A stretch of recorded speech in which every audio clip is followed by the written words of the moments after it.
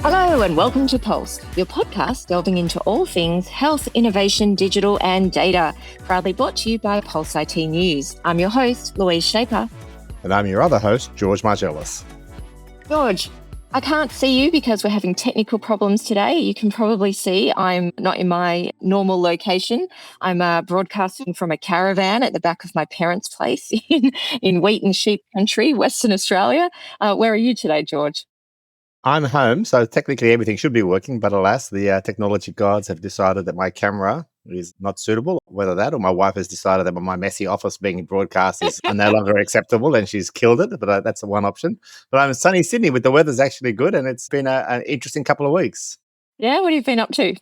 Well, yeah, the last fortnight has been very much focused on the new Aged Care Act and understanding the technology implications. I've attended a dozen webinars, a couple of online meetings, caught up with a whole bunch of people from the sector, and it's an open forum of discussion because it's a radical change in the way aged care delivery is funded and regulated here in Australia. So that's a big issue. I've had a great meeting with the Departments of Health and Aged Care's Digital Transformation and Delivery Office. The first secretary, Faith Lavaris, has been very open about the implications this has for the sector. A lot of people are scared. A lot of people are talking about the sky falling down. However, the Royal Commission has demonstrated we need the change. But the other interesting thing I did over the last fortnight, and unfortunately it was at 5 o'clock in the morning, I tuned into the UN General Assembly session on digital health. And our old friend Rachel Dunscombe was there. And Rachel, as always, did a great session on leveraging AI for global healthcare. The UN General Assembly meeting is a big deal. There's literally hundreds of concurrent meetings. I managed to attend a couple. Unfortunately, they start at 10:30 p.m. Sydney time and go through to 6 or 7 a.m. But Rachel's one in particular was quite interesting. Elaine Lebrique was on board as well. So a couple of people that we should put in our list of people to talk to in the near future. Yes, well, Elaine, he's confirmed we have a date, so stay tuned for future episodes with Elaine. And Rachel, we haven't got a date yet, but yes, she said she will come and regale us with stories from her time at the United Nations. I wish I knew that they would be broadcasting live. That would have been awesome to watch. So, okay, next year. Would have been 2 o'clock in Perth, but hey, what the heck? And what about you, Louise? You've obviously had a busy time. I mean, way over the other side of the world. What's happening over there? Well, yes, it does feel like the other side of the world where I am at the moment. But yeah, it's been really nice, actually. So I've said on the podcast before, my parents are not in the best of health, especially my dad. But somehow he keeps on ticking on. And so it's been nice to come and visit him and spend some time here because things are going a little downhill. But it's also great to spend time with dad, but also be here to support mum as well during this time because, yeah, I can't even wrap my head around being with someone for 50 years and then watching them, disappear from your life over a period of time. So it's a beautiful honour, I think, to be able to do that, but difficult at the same time. So anyway, we've been having some fun hanging out at my parents'. Thank you, NBN. Does not exist here, but I've got 5G, but I've got 2 bars hotspotting my phone to do this. So far, so good. Our thoughts are all with you there, Louise. I know it's a hard time, but like I said, it's always a matter of remembering the good times. But also, like you said, demonstrating the fact that Australian healthcare does have its good and bad, and sometimes it can provide some outcomes which are pretty impressive. Yeah, that's right. All right, well, let's get to our first hot topic. So I've called this one, George, OpenAI is really not so open. So now this is not directly a health story, but it's a massive tech story that will impact the health sector. OpenAI, the company which burst ChatGPT into the world a couple of years ago, continues to hit the headlines for the wrong reasons. Last week, another of its original executives quit, meaning that none of the original executives are at the helm, which is really unusual for an early stage tech company, especially one with such a massive valuation and which is heading to be pretty much the most valuable company in the world. OpenAI, as the name pretty much hints at, was set up as a non-profit dedicating to ensuring AI is developed safely to benefit humanity, and it's controlled by their board, not the CEO and not shareholders. But it seems that the flurry of executives departing OpenAI are doing so because they don't feel the original vision of the company is being heeded to, and there are concerns with lack of transparency over how the models are trained and work. Their concerns have now come to the surface publicly as OpenAI is turning turning itself into a for-profit corporation, with CEO Sam Altman getting equity worth billions and ultimate control over OpenAI. The concentration of power in our tech-enabled world is increasingly under the control of a handful of people who are, let's say, not a very diverse group. And I think this has significant impacts for all of us in everyday life, but specifically in healthcare. What are your thoughts on this one, George? Well, OpenAI has really come from nowhere to be a huge player in tech over the last couple of years. And we saw the big launch of ChatGPT, some 18, 19 months ago, which really changed the game. We hear that everyone talking about the first thing to be adopted by 1 billion people in a couple of months. And that's both scary because, we've seen a huge growth that we've never been accustomed to before. But it's also pretty exciting when you think about that someone can take some code and turn it into such a huge entity. The reality is there are a number of players in the AI space, but OpenAI has some significant backing, and that's making it take a dominant role. And how it uses that dominant role is critical to how things go forward. And as you noted, in the early days, we all thought it was a very kumbaya experience where everyone joined hands and OpenAI was all there to provide good. But at the end of the day, all these things cost money. And I know there was an article in Fortune just a couple of days ago which talks about OpenAI losing $5 billion, and that's with a B, this year. So, when you're losing $5 billion, I think there's someone on the board or some of the investors may be sort of saying, well, maybe we need to do something about this. So that does change things quite a bit. And they have to recoup some of that loss. And I think what we've experienced up to now has been an almost free access to AI. There's been that ChatGPT you could literally use online for free, and Gemini and all the other tools. But if it's costing that much money to run these systems, at the end of the day, someone's going to have to pay for it. And that means that the organizations need to relook at their business model. So it's either pay for use, which is what we're starting to see happening, or that's that old infamous business model. If you're not paying for the product, then you are the product. How does that fit into the discussion? I've actually been doing a little bit of reading about this over the last couple of days. As you know, I'm a bit of an Eric Topol fanboy. And he actually had a podcast just a couple of days ago with the author of a new book called AI Snake Oil, a gentleman by the name of Sayesh Kapoor. They looked at the overselling of the capabilities of AI and the ethos behind it and how they're at odds with each other. So we need to read both sides of it. These guys who wrote this book are deep in Silicon Valley technology people, so they're not Luddites per se. The other good book was called Taming Silicon Valley by Gary Marcus. And he looks very much not just at AI, but the technology sector in particular, how that interacts with us and how we need to understand how we manage that at a society level. But the scariest book I read, this is scary. Okay. This one was scary. So I'm not normally a novel reader, but I have read a couple of novels by this guy. So it's a guy called Admiral James Stavridis. Admiral Stavridis was the Supreme Allied Commander for the US Navy. And he's written a whole bunch of books around leadership and stuff. I highly recommend his writing. But he's also written a couple of novels. He wrote a novel called 2034, which looked at the US-China interaction and potential for war. And I understand it's being turned into a movie. But he's just published another novel called 2054. He's looking at the role of AI and the Ray Kurzweil singularity model and what its connotations are for society. I'm not just promoting him because he's got a Greek surname. All right. So what are you saying, George? What do we need to be worried about here? Well, again, it's understanding what the connotations of reliance on a single technology as a society is, and also what the roles of control are and how much we really can control it, because, laws only work for those who abide by laws. So you can put as many laws in as you like, but those who decide not to abide by the laws aren't necessarily constrained by the laws.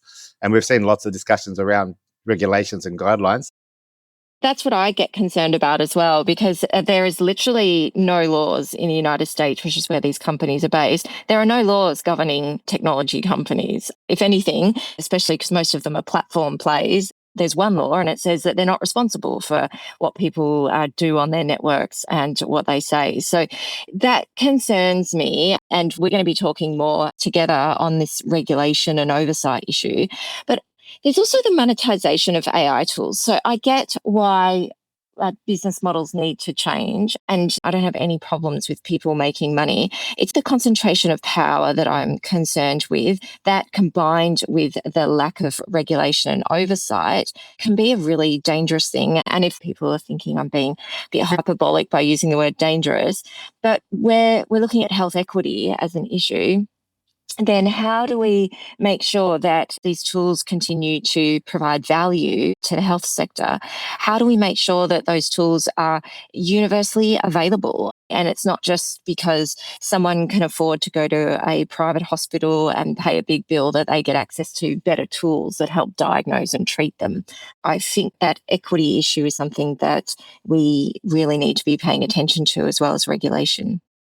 The issue of public utility, are these a public good tool which basically need to be made freely available to everyone and reasonably be looked at? But again, without discounting the fact that there are some really significant benefits as well. So we don't want to throw out the baby with the bathwater, as the old saying goes. For our next hot topic, George, 1,000 GPs in the UK were surveyed on their use of generative AI. The study, which was published in the BMJ Health and Care Informatics Journal recently, found that 20% of doctors surveyed reported using generative AI tools in clinical practice, and they're using it to do what you would expect: generate documentation, source a differential diagnosis, etc. Now, there's no reason to expect GPs and clinicians outside of the UK would be any different, but since ChatGPT was released almost 2 years ago, healthcare has been playing catch up. Its attitudes have been reactive. Healthcare really needs to find ways to both educate clinicians about the potential benefits of these tools and how to use them well, but also the risks in terms of hallucinations, algorithmic biases, and the potential to compromise patient privacy. There was a case in Melbourne, Victoria, where I live, just recently, where the government has decided you just can't use it anymore. But I think that horse has really bolted. But, people haven't told the Victorian government that, because Victoria's Child Protection Agency has been ordered to ban staff from using generative AI services because a staff member was found to have entered significant amounts of personal information, including the name of an at-risk child, into ChatGPT. And how they found out that person was doing that, because it wasn't disclosed, the report had a lot of crap in it, basically. So we talked last episode about the real important need to actually verify what tools like ChatGPT write for you. This person obviously didn't. So not only did they put their job at risk and their own reputation, but they put the reputation of the entire Child Protection Agency at risk, as well as the child that they were taking care of. So, yeah, there's implications here for healthcare. And it's really hard to control because, even if you lock down your work PC, I've got ChatGPT and Gemini on my phone. So there's multiple ways of accessing it. It comes back to discussion we've had a number of times about the need for education. We need to better understand what this tool is, how we use it. And generative AI really is a new tool. I mean, it's literally only been available to us for less than 2 years in any sort of volume, and it's rapidly adapting.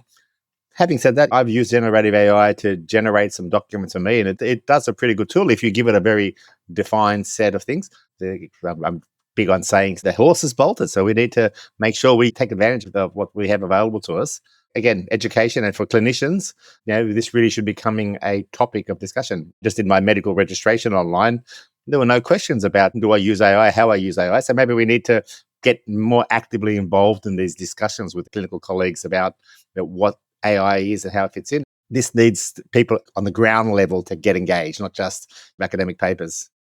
That's right. And of course, the problem with the academic papers, and I think the official line from a lot of the clinical colleges and APRA are, hey, yes, we understand these tools exist, but we really need more research on the efficacy and safety to be published. And until that research is done, we should exercise caution.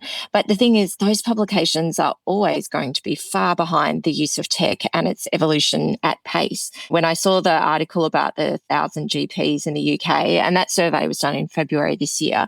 So I thought, oh, well, let's have a look at what other data exists around the world. And I had real trouble finding anyone else surveying clinicians.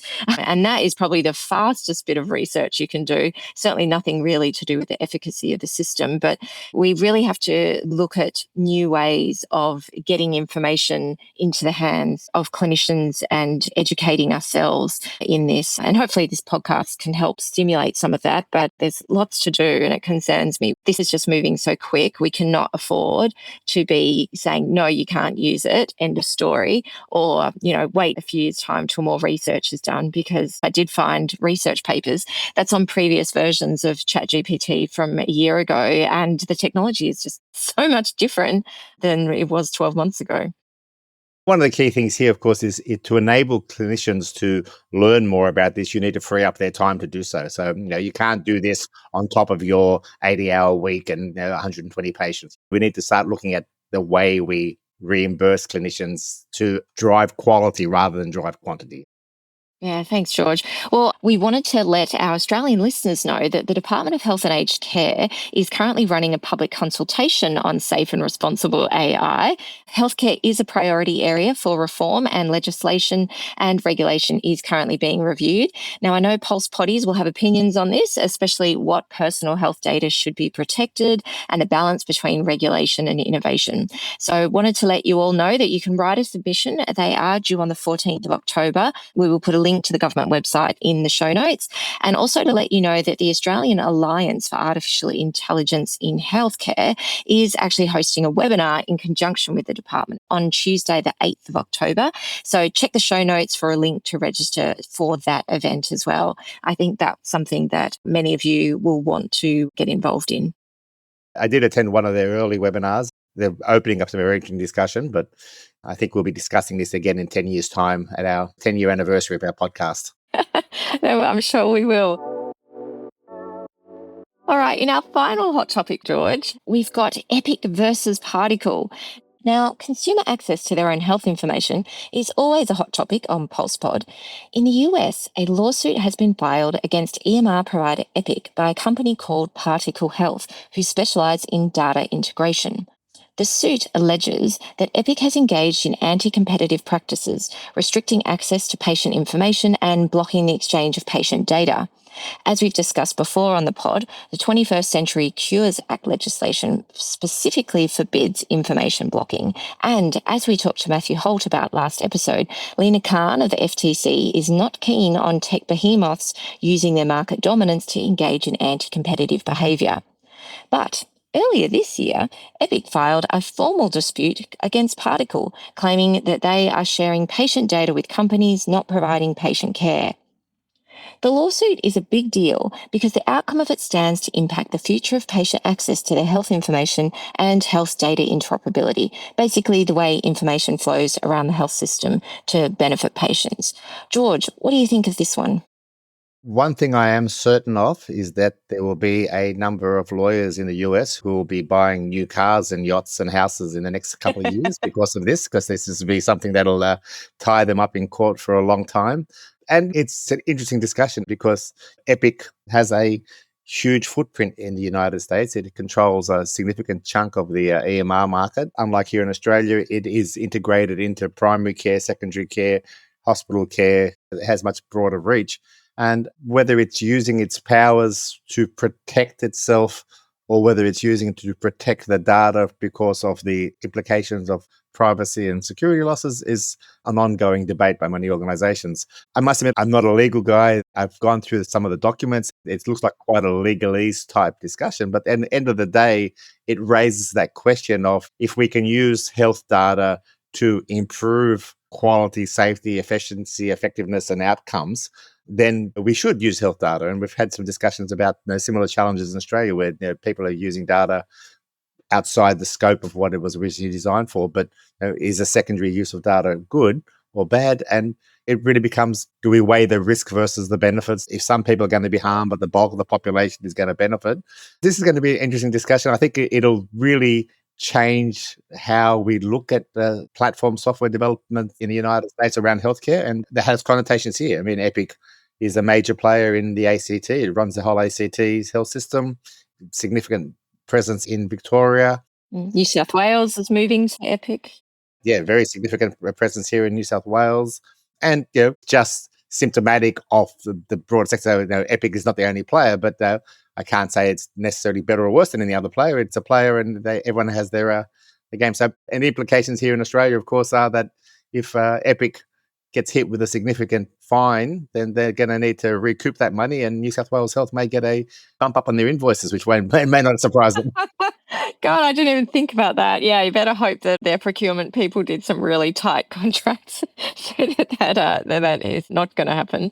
But yeah, it does have impact. And like you said, it's not just really about Epic and Particle, but we're really talking here about how patient information is collected, how it's shared around the system. All governments now are moving towards big pushes behind interoperability, understanding just how important that is. And then, of course, if we look at other themes, which we quite often discuss on the pod as well, around if we want to shift to proactive care, enable people to empower themselves with access to their own information, then they need access to the entire information, and it needs to be accessible but also presented in ways that make sense, not just big data dumps. So I think the outcome of this case will actually have an impact for not just patients and how information is shared, like you said, government programs, but also the free market as well. So if it's found that we need better ways of making sure information can safely move around the system and be fully shared with patients themselves and with consumers themselves, then maybe we'll see increased competition in the space as well. So that could really drive a different looking market in a number of years. I do reflect back 30 years ago, there was all these antitrust things against Microsoft because they were saying they controlled the market, and that sort of played out for a number of years. And we saw a shift in the way Microsoft did business and how it used data. So there is a reason why it's important that these sort of things are done, because if you don't poke the bear every now and then, the bear can sort of do whatever it wants. So I think it's important that companies like Particle and whatever do poke the bear. Well, I think it's time that we have a break, George. After this break, we will be back with our special guest of Pulse, ePatient Dave. I love ePatient Dave. ePatient Dave, Dave Debronkart, is one of the world's best-known patient advocates for access to their own health information. Dave even wrote and has performed a rap on the topic of Give Me My Damn Data. He won't be rapping with us today, but we'll have lots to talk about in regards to patients accessing information and a movement that he's heavily involved in called Patients Use AI. Joining us today is a guy who went from relative obscurity to a household name in 2011 when his TEDx talk in Maastricht, Netherlands became a viral sensation. As of today, his original talk is heading towards 1 million views. Known online as ePatient Dave, Dave Debronkart is a leading light of determined patient advocacy for individual access to their own health information. I've invited Dave to Australia numerous times, and we recently got to hang out and spend time together in Maastricht at the scene of his original triumph.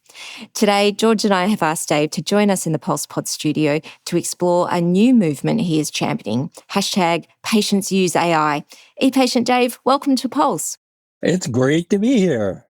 Great to have you here, Dave. Looking forward to a lively discussion. Yeah, we need to do more IRL stuff. Absolutely. So, Dave, first question. Now, you credit being alive today due to your ability to connect with other patients online and your doctor and you having access to your own health information.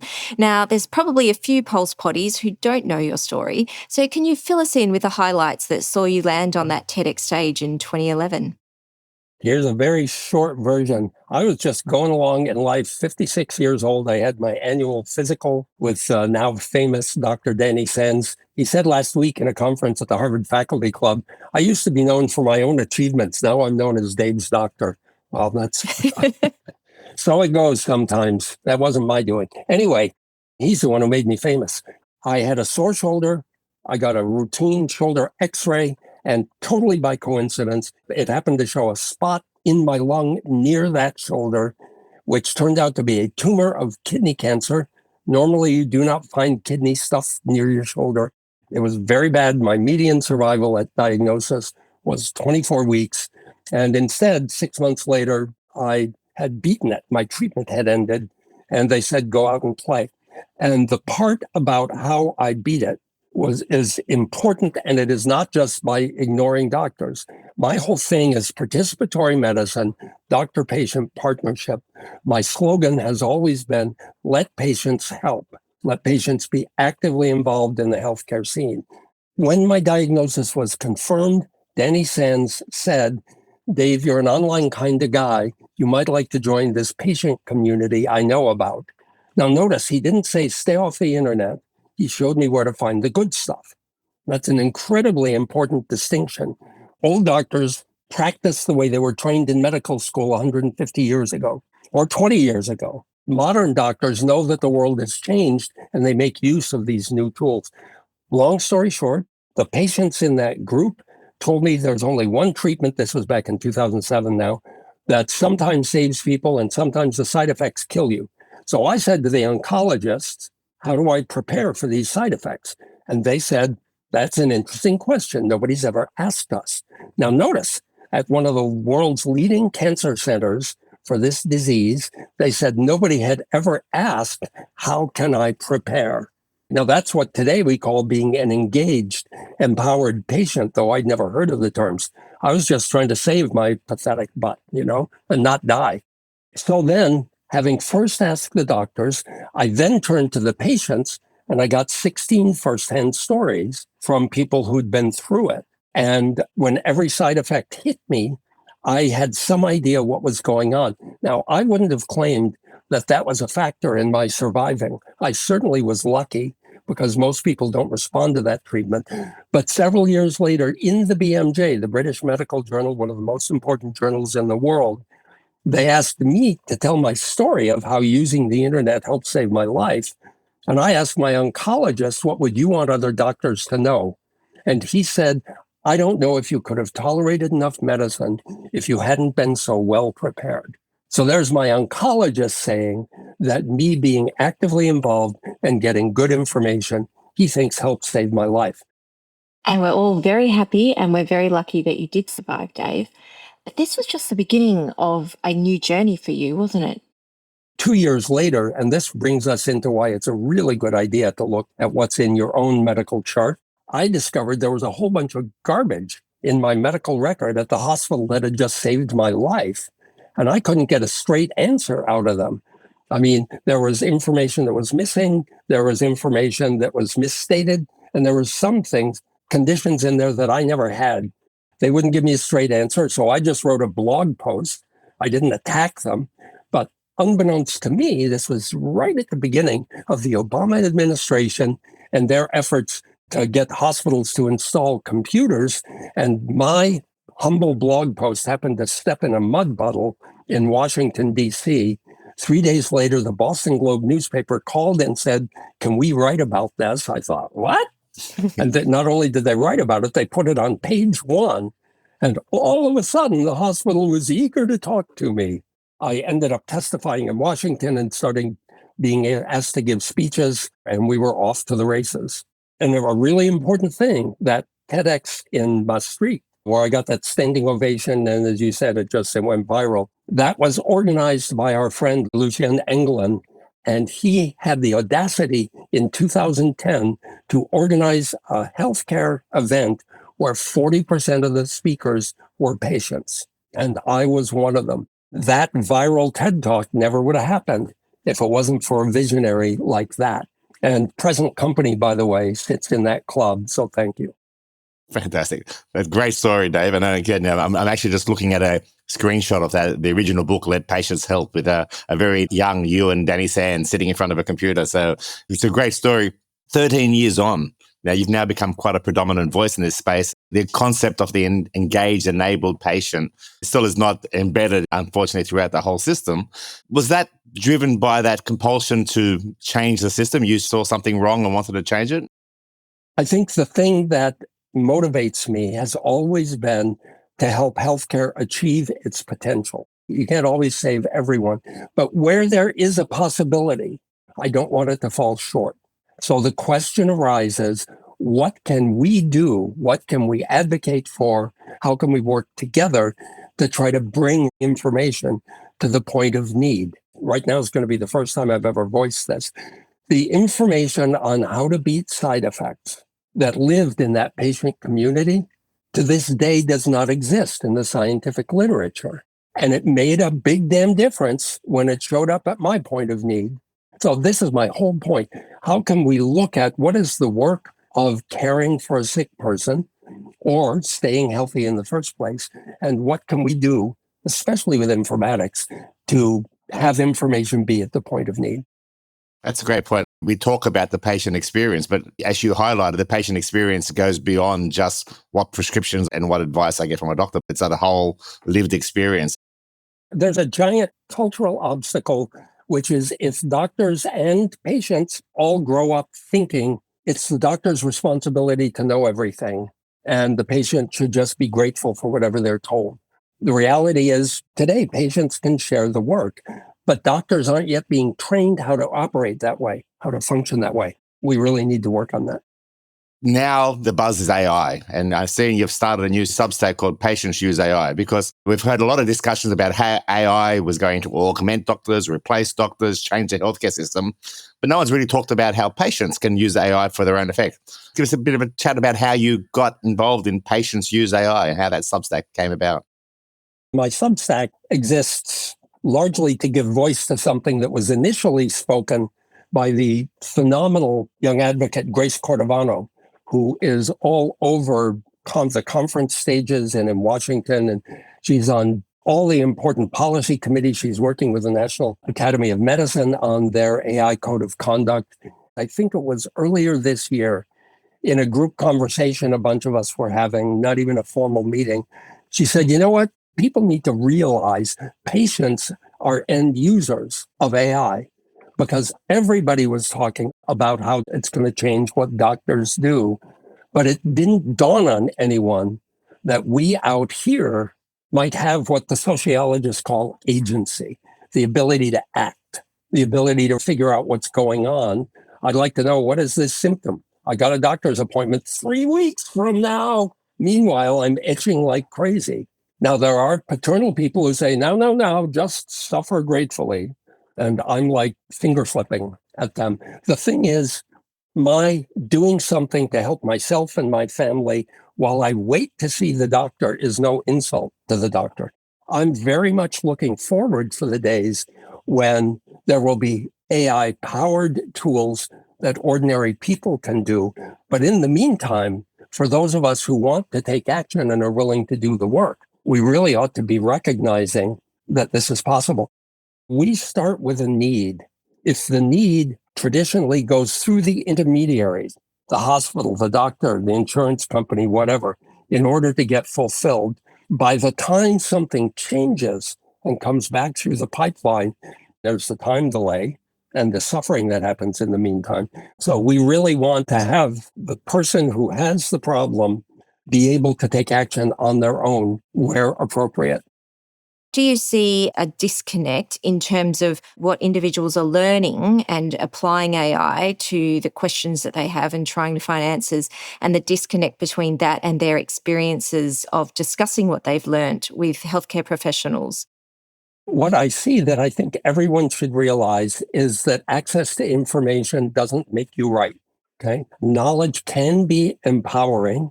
We have multiple cases already in the AI literature of families who solved an absurdly difficult diagnosis using AI. And yet, one thing COVID taught us is a whole bunch of people can get information online and not be right about what they learned. Dr. Sands and I co-authored this book that George referred to a few minutes ago, Let Patients Help. The appropriate thing to do if you're going to Google some information, and I do it myself, say, I found this online, what do you think? And the appropriate response for the doctor, which Dr. Sands has done, is sometimes he'll say, well, that's pretty good, or I don't disagree very much, but sometimes he'll say, that's news to me, let's look. And he will look at it in real time with me.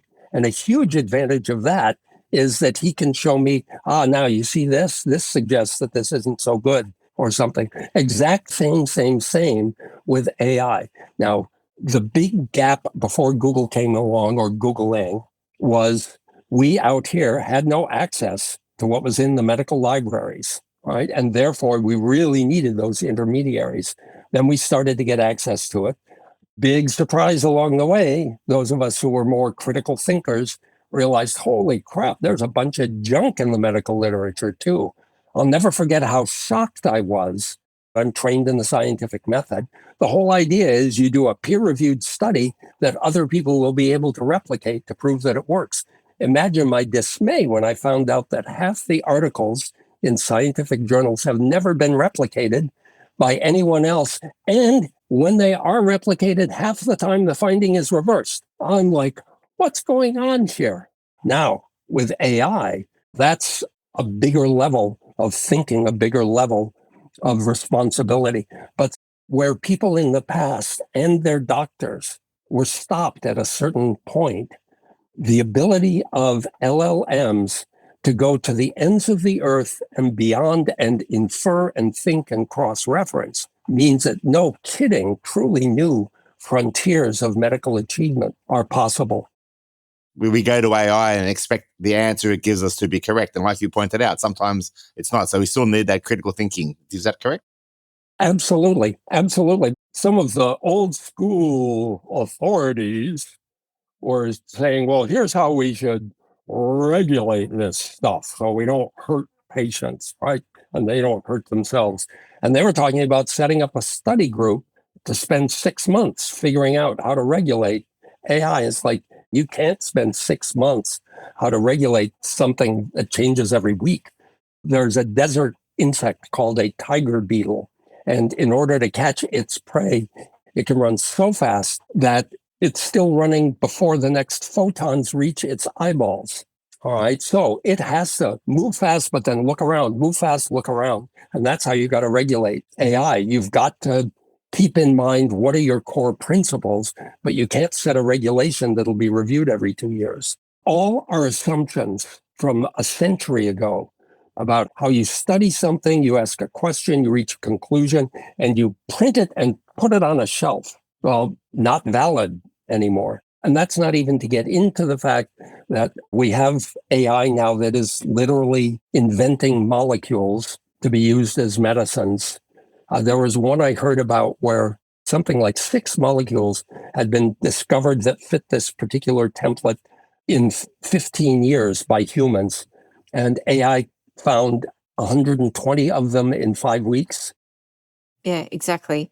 Dave, what are your thoughts in terms of advice to give to developers? George and I spend a lot of time with startups, and we've seen lots of pitches of, AI is going to be the next savior of healthcare. But one of the things that I don't think I've seen at all yet is people talking about a problem that can be solved and they've got a patient, at least one of them around the table. You still hear a lot of, oh, well, we're all patients, aren't we? Make your case to developers and people pitching their ideas that they need to have patients around the table. First of all, I want to say there's a couple of issues with that. It's not just any patient. Okay. Danny Van Leuven advised me for my talk at Harvard last week. He says you need to have people with lived experience who are learning the science. Now, this has to do with patients engaged in research. People with lived experience who are learning the science, and people who know the science who have been born again as patients. And what you hear there is the two coming to have some shared experience, some shared perspective. And I would say the exact same thing is true for product development.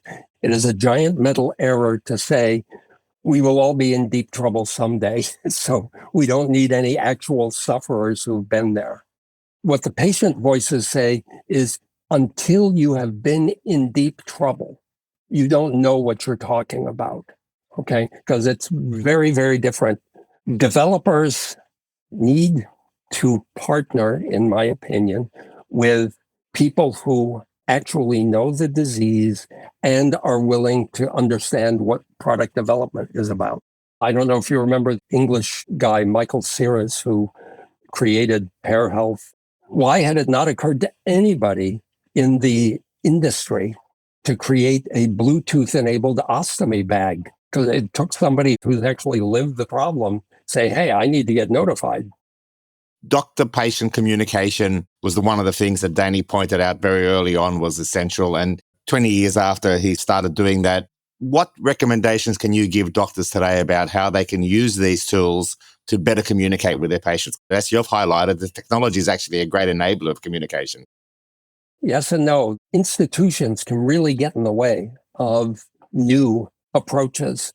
Okay, you're familiar with Open Notes, right? The policy and practice where I can log in and I can see everything my doctor wrote about my most recent visit. This was such a humble, silly, trivial, non-technical use of AI, and yet profoundly useful. I was thinking, all right, I had my last doctor visit with Danny. I've got another one coming up. Oh, crap. What was I supposed to be doing in between? And this is like the minutes of any meeting, right? And then I had this epiphany. I took those visit notes with all this maternal grandmother died of, blah, blah, blah, everything, pasted it into GPT and said, what problems are we working on and what were my action items? And it gave me a summary. Now, that is useful. It's enormously labor saving.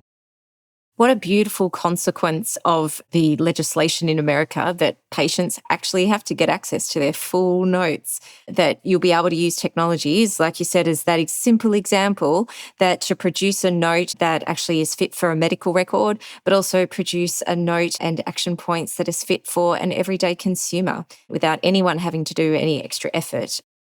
I'm trying to retire. You're doing a very bad job of it, Dave. I had a conversation with my daughter last month. I said, boy, after this Harvard speech is finished, I am just going to push away anything that comes up. She said, I think I heard this last month. The very next morning, I get an email inviting me to a 3-day intensive retreat to examine the future of medical education in a world where patients use AI.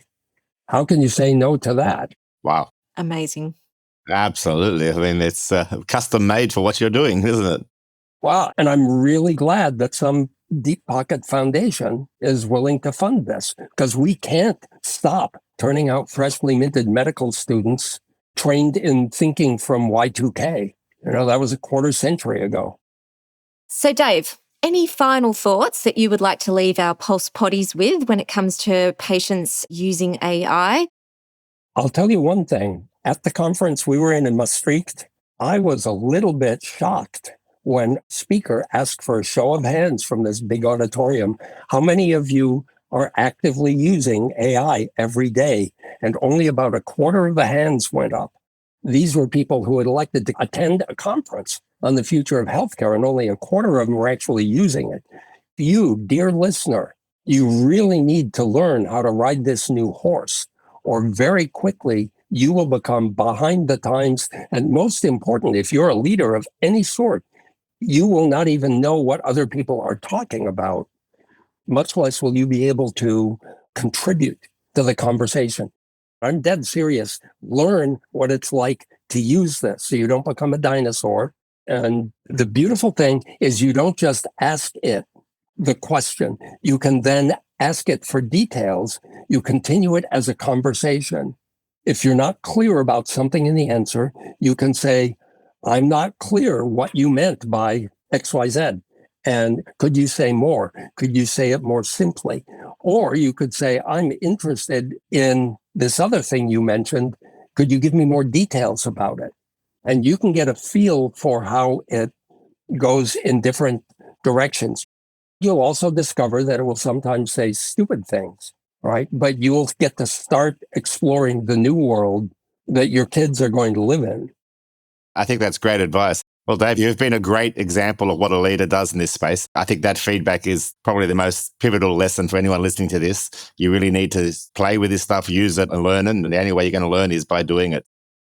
I want to empower you out there. Get on that horse and go somewhere. That's right, Dave. Thank you so much for joining us in the PulsePod studio. It's been great having you here, and I hope you've had a good time as well.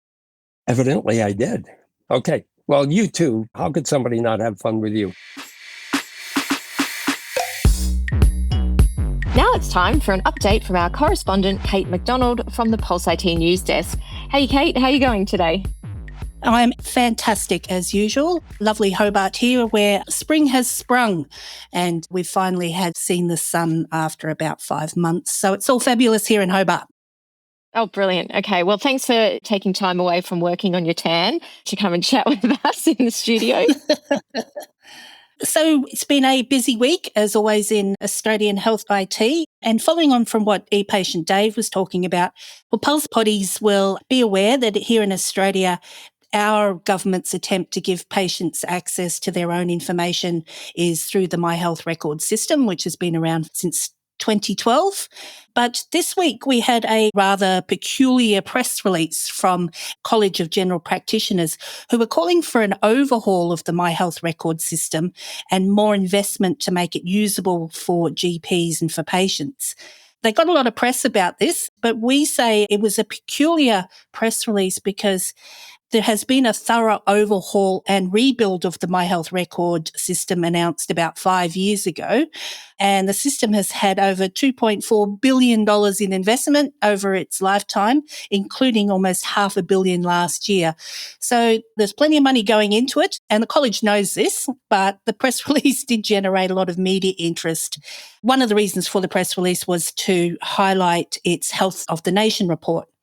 And that was showing that 31% of GPs rarely, if ever, use the My Health Record. Again, this is not news at all. And we actually don't think that those GPs will ever use it. There's some people who are just not going to do it. College of GPs included regular survey of technology use that they do every year. There was an interesting fact in that where GPs are saying that the administrative workload continues to grow for them and is now the top reason that many are planning to stop practicing in the next 5 years. 70% are saying it's now a real concern, up from 60% last year. 70% of GPs saying that the administrative workload make them retire in 5 years is a bit of a worry. But they also say that if some of the compliance burden was lifted, they might consider staying on. So we said, oh, well, technology's here to help you. We polled them and said, is there anything that technology can do? And the poll results said yes. No one ever pointed out any particular technology that they think can help them. So we thought we'd come to the rescue with some of the stories in Pulse IT this week. Another integration of an AI medical scribe into clinical software that doctors can use. Doctors tend to like all of their tech to be found in one place, so they don't have to log in and out of different apps all the time. And there was also some movement this week on electronic referrals. But we are moving to a situation in Australia where everyone's using electronic referrals. And one day the fax will be defeated. Not just yet, but it will one day. There was also, going back to what you were talking about earlier about AI and the use in general practice and the fact that the horse has bolted. One of the interesting stories was one of our primary health networks, which is support groups here in general practice here in Australia.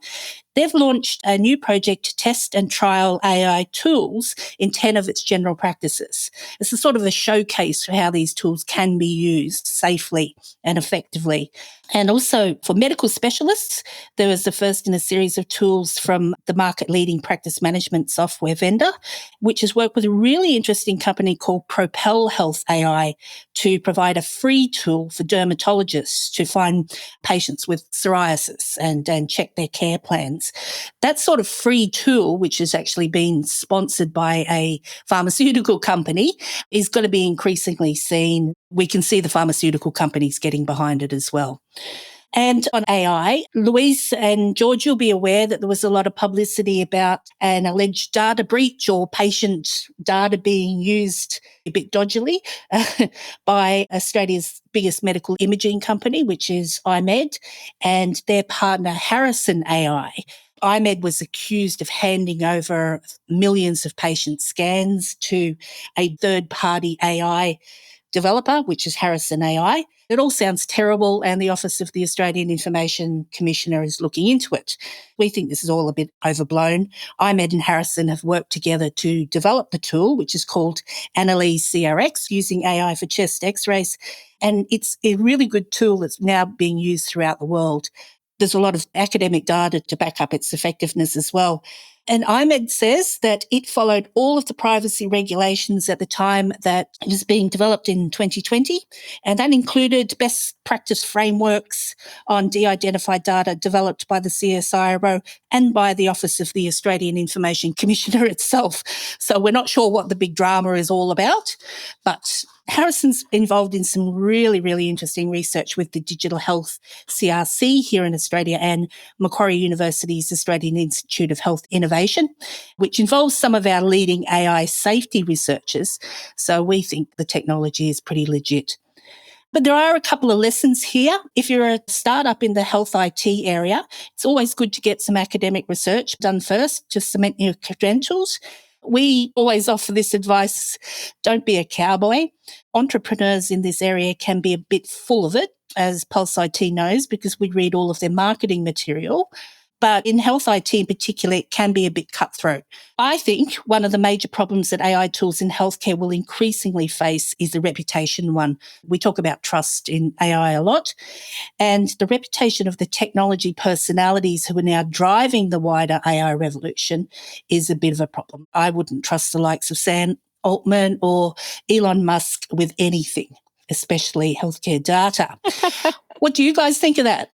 I agree with you. I think our sponsorship deal with OpenAI has just gone out the window. So, but it is interesting, isn't it? That disclaimer here, I've met and know the Harrison AI guys relatively well, and I've always been very impressed with what they're doing there. And that, again, that same discussion we had earlier, harm versus benefit debate's pretty important. IMED has had some other challenges. I mean, there was a discussion around it having a data breach caused by poor IT practices. That's a different issue altogether. And I do love your comment about some of the personalities. Having attended a number of general AI startup type events, the health guys are the nice guys. You should meet the finance guys. Fair enough. I tend to agree with you. I don't think either of those businesses would put their businesses at risk. So it'll be interesting to see if there is anything to see there. But what you're saying about probably stacks up, Kate, because we're talking a huge amount of money on the table. IMED is currently basically auctioning themselves out. And, the figures that are being thrown around are anywhere up to $4 billion. So, we're talking serious money. And then, of course, Harrison as well, they are in the midst of a Series C venture capital raise as well, which will also be, hundreds of millions of dollars on the table probably. So is, let's say, interesting that it's when both those companies are doing those things with a lot of money at stake and that all of a sudden this story comes up. So yes, stay tuned, I guess. I think IMED also mentioned that the privacy principles and the laws and regulation around AI is constantly evolving, trying to point out that they think they did the right thing back in 2020, but things have changed now, just 4 years later. That's right. All right. Well, thanks so much for an excellent update, Kate. Lots going on and yes, a few controversies this week. So always good to keep them coming. Thank you very much. So, George, what an interesting episode. Very AI driven. We didn't plan it that way, but that's how the story stacked up. And having ePatient Dave join us to discuss patients use AI. So, very AI heavy episode today. Did we make the decision or did AI make that decision for us? That is the question. Oh, yeah, God. I'd like to think I still have some agency, but yeah, maybe not. Maybe it's all just an illusion and I'm in the matrix. Yes, it's all possible. What's that theory that we're just a toy on someone's shelf in a multi-universe model? Well, it's been a great episode. Thanks for joining us today in the PulsePod studio. Look forward to the next one, George. In the meantime, can you please read us out? Thank you, Louise, and thank you everyone for listening to Pulse, brought to you by Pulse IT News. Pulse is produced by Ivan Jurek of Octopod Productions. Thanks to Nigel Chartres, Emily Mara, and Kate McDonald for contributing to today's episode. Subscribe, follow, and rate Pulse wherever you get your podcasts. You can subscribe to Pulse IT magazine at www.pulseit.news and send your feedback and questions to PulsePod at pulseit.news. Till next time, see you later.